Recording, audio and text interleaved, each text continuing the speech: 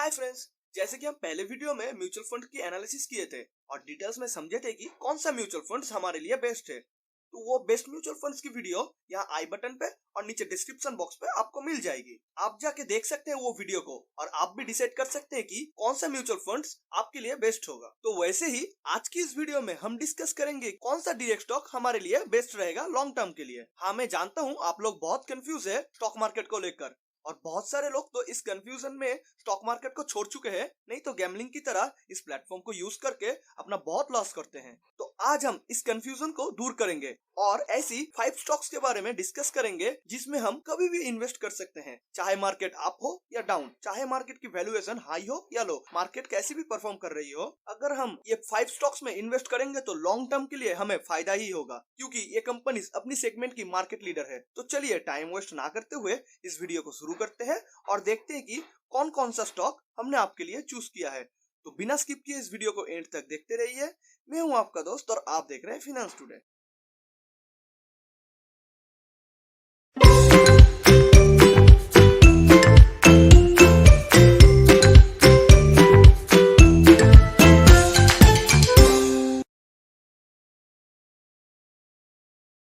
हम लोग जब मार्केट जाते हैं कुछ खरीदने के लिए, तब हम लोगों की ज्यादातर फर्स्ट चॉइस रही होगी ब्रिटानिया कंपनी की प्रोडक्ट्स, क्योंकि ये कंपनी के प्रोडक्ट्स अच्छे हैं और ब्रिटानिया इंडियन मार्केट की ओल्डेस्ट और बिगेस्ट कंपनी भी है। और इस कंपनी के फंडामेंटल और बिजनेस मॉडल अच्छे होने की वजह से ये कंपनी ने इस साल इंडिया की फेमस पार्ले जी और आईटीसी सनफेस्ट बिस्किट कंपनी को भी बहुत पीछे छोड़ चुका है अपने मार्केट कैपिटल और नेट प्रॉफिट के साथ। इवन कोविड के टाइम भी इस कंपनी का शेयर प्राइस नहीं गिरा था। 5 साल पहले इसका रिकॉर्ड चेक करें तो 2017 के 18 जनवरी को इसका शेयर प्राइस था 1500 के आसपास और अभी आज के डेट में इसका शेयर प्राइस देखे तो लगभग 3700 से भी ऊपर है। यानी कि इसने 5 साल के अंदर 150% से भी ऊपर एक बहुत ही अच्छा रिटर्न दिया है। और जैसे कि हम पहले भी बोले थे, इस कंपनी का बिजनेस मॉडल और फंडामेंटल स्ट्रॉन्ग होने की वजह से ये कंपनी इंडिया को छोड़ के और भी बाकी 60+ अलग कंट्रीज में बिजनेस करती है और इसकी वजह से ईयर ऑन ईयर रेवेन्यू हो या प्रॉफिट दोनों ही इंक्रीज किया है इस कंपनी ने। इतना अच्छा स्टेबल ग्रोथ होने की वजह से 130 साल पुरानी कंपनी को हमने पिक किया है आप लोगों के लिए।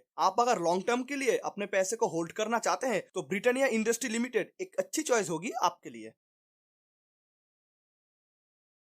उसके बाद अब जो मैं कंपनी का नाम बोलने जा रहा हूँ, उस कंपनी का खुद का दावा है कि 90% से भी ज्यादा इंडियंस उनकी कंपनी के प्रोडक्ट्स को अपने घर में रेगुलर यूज करती है। तो ये कंपनी का नाम बोलने से पहले इस कंपनी के कुछ प्रोडक्ट्स के नाम मैं आप लोगों को बोल के देखता हूँ कि आप लोग खुद से उस कंपनी का नाम बोल पाते हैं कि नहीं। इस कंपनी की मोस्ट फेमस ब्रांड है Surf Excel, Sunlight, Wheel, Rin, Axe perfume, Lifebuoy, Lux, Dove, Pears. उसके अलावा Lakme, Fair and Lovely, Pond's, Vaseline, Clinic Plus, TRESemme, Pepsodent, Closeup, Sunsilk, Kissan sauce, Taaza, Red लेवल, विमवार, हॉर्लिक्स और Horlicks के भी कई सारे products. तो ऐसे ही इस कंपनी के बहुत सारे प्रोडक्ट्स है जिसका मैं अभी नाम लेता जाऊंगा तो वीडियो बहुत लंबी हो जाएगी। तो आप लोग अब तक गेस कर लिए होंगे कि इस कंपनी का नाम क्या है। इस कंपनी का नाम है HUL, मतलब हिंदुस्तान यूनिलीवर लिमिटेड। ये कंपनी FMCG सेक्टर की हर एक प्रोडक्ट को अपने पास रखती है, चाहे फिर से कोविड की वजह से लॉकडाउन आए या इकोनॉमिक क्राइसिस। आप घर पे रह के भी कभी ये सब प्रोडक्ट्स के यूजेस कम नहीं कर सकते अपनी डेली लाइफ में, क्योंकि इस कंपनी के पास जो भी प्रोडक्ट्स है वो सब हमारी बेसिक नीड के ऊपर है। जैसे कि आप स्क्रीन पे देख सकते हैं इस कंपनी का प्राइस चार्ट। कोविड का या लॉकडाउन का कोई इफेक्ट तक नहीं पड़ा इस कंपनी के ऊपर। 5 साल पहले इस कंपनी का प्राइस चार्ट चेक करे तो इसका एक शेयर का प्राइस था 865 रुपीज और अभी इसका एक शेयर का प्राइस है 2364 रुपीज के आसपास। मतलब 5 सालों में 185% से भी ऊपर इसने रिटर्न दिया है। इसका फाइनेंशियल ट्रेंड देखे तो ये कंपनी ने हर साल अपने रेवेन्यू और नेट प्रॉफिट ग्रो किया है और अभी इसका मार्केट कैपिटल देखे तो 5,55,372 करोड़ से भी ज्यादा है। इसलिए Hindustan Unilever limited FMCG sector की मार्केट लीडर है। तो ये सब को ध्यान में रखते हुए आप लोग भी इस कंपनी को अपने पोर्टफोलियो में ऐड कर सकते हैं। तो चलिए बढ़ते हैं नेक्स्ट स्टॉक की तरफ। हमने नेक्स्ट स्टॉक पिक किया है बैंकिंग सेक्टर से। इंडिया अभी बाकी डेवलपिंग कंट्रीज की तरह खुद को डेवलप कर रही है। पर कैपिटा इनकम ग्रो हो रही है इंडियंस की। हमारा इनकम बढ़ेगा तो डायरेक्टली हो या इनडायरेक्टली बैंकिंग सेक्टर को फायदा होगा। अगर किसी देश की बैंकिंग सेक्टर स्ट्रांग है तो वो कंट्री बहुत हद तक आगे बढ़ जाती है अपने ग्रोथ में। तो इसलिए बैंक्स को कहा जाता है बैकबोन ऑफ इकोनॉमी। आपका बिजनेस छोटा हो या बड़ा, वो बिजनेस को और बड़ा करने के लिए हम लोग बिजनेस लोन लेते हैं बैंक से। देन वो बिजनेस से हमारी इनकम तो बढ़ती है उसके साथ साथ हमने जो बैंक से लोन लिया है उसका इंटरेस्ट पे करने पर बैंक्स को भी एक अच्छा फायदा होता है। हमारी जरूरत की चीजों के लिए भी हम लोग लोन्स लेते हैं बैंक से, जैसे कि घर बनाने के लिए हो या खरीदने के लिए home loan, bike, car, mobile, AC, fridge, कुछ भी खरीदने के लिए ईएमआई लोन, बच्चों की पढ़ाई के लिए एजुकेशन लोन, या फिर अगर हमें कुछ पर्सनल काम के लिए भी लोन चाहिए होगा तो वो भी बैंक देती है, तो उसे हम कहते हैं पर्सनल लोन। इवन हम लोग जब शॉपिंग करने जाते हैं और बिल पेमेंट करते हैं अपने डेबिट कार्ड या क्रेडिट कार्ड से, तब हम लोग जब वो क्रेडिट कार्ड का बिल मंथ के एंड में पे करने जाते हैं तो कुछ टाइम हम लोगों को शायद छोटा सा अमाउंट भी ज्यादा पे करना पड़ता है। इससे भी बैंक्स को फायदा होता है। तो ऐसे ही इन फ्यूचर जितना पर कैपिटा इनकम बढ़ेगा बैंक्स को भी डायरेक्टली हो या इनडायरेक्टली फायदा होगा। डिमोनेटाइजेशन के बाद से यूपीआई और ऑनलाइन मनी ट्रांजैक्शन इंक्रीज हुआ है और इसकी वजह से बैंक्स का भी बहुत प्रॉफिट इंक्रीज हुआ है। माना जाता है कि इन फ्यूचर इंडियन इकोनॉमी पूरा कैशलेस होने वाली है और ये कैशलेस इकोनॉमी का सबसे बड़ा फायदा होने वाला है इंडियन बैंकिंग सेक्टर को। तो हम लोग जान लेते हैं वो कौन सा बैंक है जो इन फ्यूचर सबसे ज्यादा फायदा उठाएगा हमारी इंडियन इकोनॉमी से। तो वो बैंक है एचडीएफसी बैंक। ये बैंक इंडिया की सबसे बड़ी और प्रॉफिटेबल बैंक में नंबर 1 पे आता है।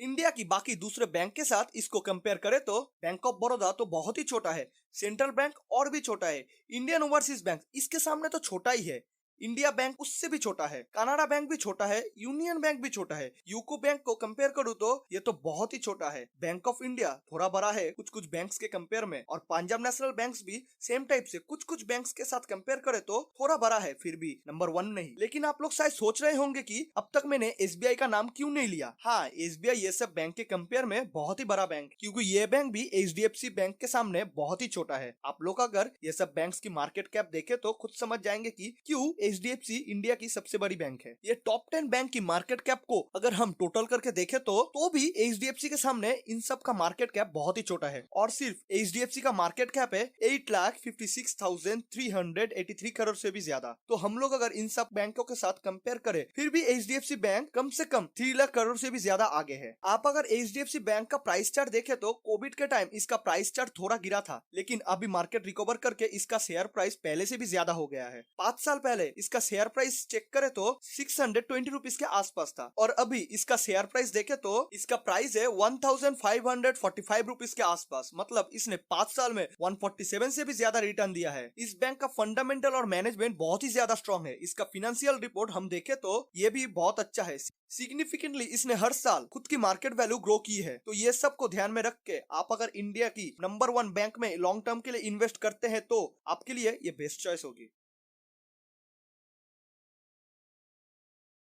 उसके बाद हमने जो नेक्स्ट कंपनी को चूज किया है वो है टीसीएस, टाटा कंसल्टेंसी सर्विसेज। ये एक आईटी जाइंट कंपनी है। टीसीएस है टाटा ग्रुप की सबसे बड़ी कंपनी और इंडियन मार्केट कैप के हिसाब से सेकेंड लार्जेस्ट कंपनी।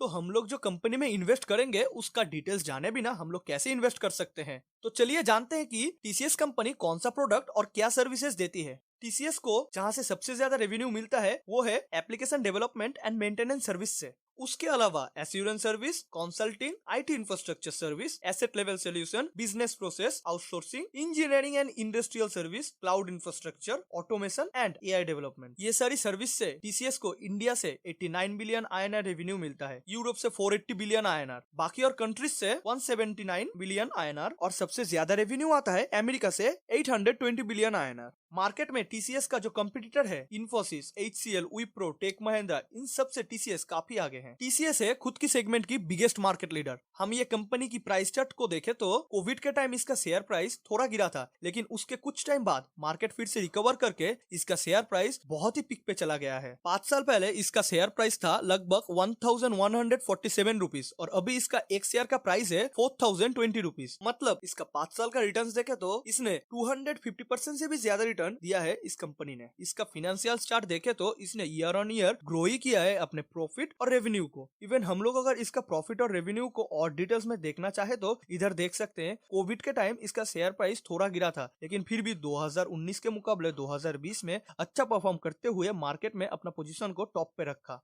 तो इसीलिए आप लोग चाहे तो अपने पैसे को इंडिया की सेकेंड लार्जेस्ट कंपनी में लॉन्ग टर्म के लिए इन्वेस्ट करके सेफ रह सकते हैं। तो चलिए बढ़ते हैं हमारे वीडियो के आखिरी स्टॉक की तरफ। तो लास्ट स्टॉक हमने जो आप लोगों के लिए पिक किया है वो है Reliance industry limited. World wide में रिलायंस मेनली जाना जाता है उसके oil and gas refining and marketing business की वजह से। इसकी टोटल बिजनेस लगभग 48% रेवेन्यू आता है केवल यही सेगमेंट से। रिलायंस के पास है world largest single side refining plant 1.24 million barrels processing capacity के साथ। इसकी मेन रिफाइनरी प्रोडक्ट्स है liquefied petroleum gas, transportation fuel, jet aviation turbine fuel और ऑटो एलपीजी।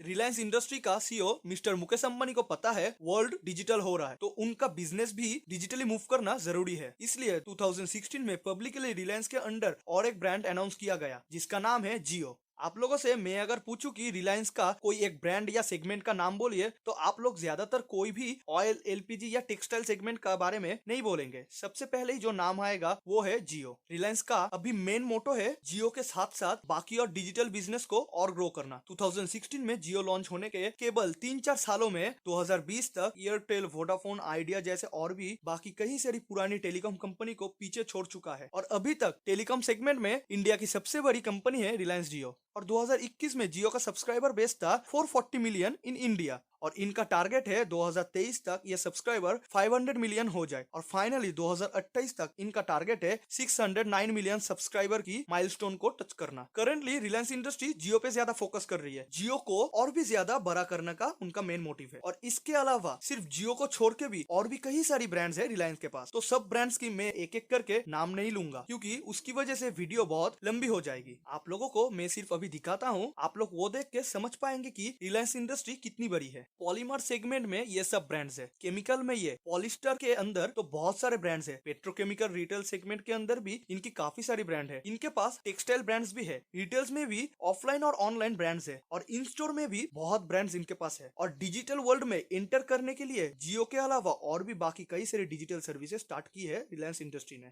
अगर रेवेन्यू वाइज हम इसे देखें तो oil and gas, refinery and marketing segment से मिलता है लगभग 48%, पेट्रोकेमिकल से 18%, ऑर्गेनाइज रिटेल से 20%, जिसमें आता है रिलायंस डिजिटल, ट्रेंड्स, आजियो जैसे कई सारी ब्रांड्स। फिर डिजिटल सर्विस में 8% और बाकी 6% रेवेन्यू आता है उनकी media, entertainment and other segment से। तो अभी हम रिलायंस का प्राइस चार्ट देखें तो 5 साल पहले रिलायंस की एक शेयर की प्राइस थी 516 रुपीज और अभी इसका शेयर प्राइस देखें तो इसका एक शेयर का प्राइस है 2521 रुपीज के आसपास और इसका 5 सालों में टोटल रिटर्न्स देखें तो 388% से भी ऊपर है। खुद की सेगमेंट की मार्केट लीडर तो है ही, लेकिन अपने मार्केट कैप की वजह से रिलायंस है इंडिया की सबसे बड़ी कंपनी। इसका मार्केट कैप है लगभग 17,26,584 करोड़ से भी ज्यादा। इसका फाइनेंशियल चार्ट देखें तो इसका बिजनेस मॉडल और फंडामेंटल स्ट्रॉन्ग होने की वजह से खुद का रेवेन्यू और प्रॉफिट ईयर ऑन ईयर बहुत अच्छे से ग्रो किया है। तो आप लोग शायद समझ गए होंगे कि इंडिया की नंबर 1 कंपनी में आप अगर इन्वेस्ट करते हैं तो ये बेस्ट चॉइस होगी आपके फ्यूचर के लिए।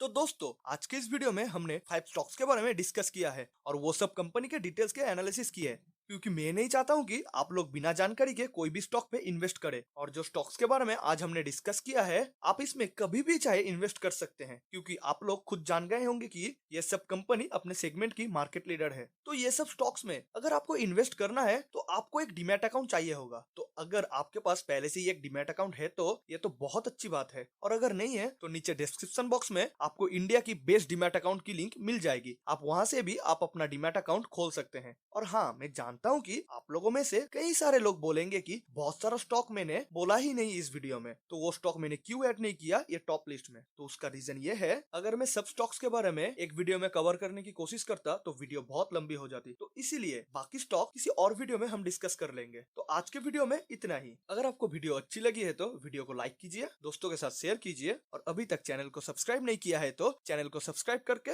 बेल आइकन को प्रेस कर दीजिए ताकि मेरी नेक्स्ट वीडियो सबसे पहले आप तक पहुंच पाए।